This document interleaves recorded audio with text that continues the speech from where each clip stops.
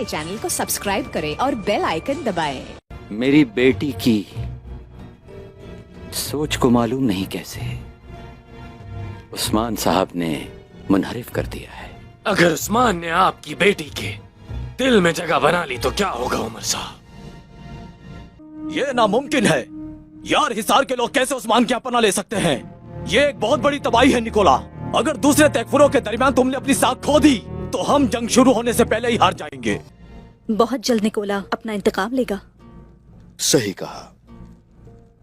कहा क्योंकि उसे सौत में जो धचका लगा है दोबारा संभलना उसके लिए आसान नहीं होगा।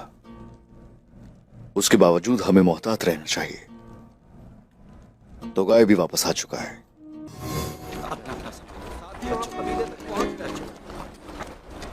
तुम इस बात को यकीनी बनाओ कि उनमें से हर कोई खैर व आफियत से उस्मान के कबीले पहुंच जाए और फिर तुम अपने सबसे काबिल आदमी को उन लोगों के दरमियान रखना।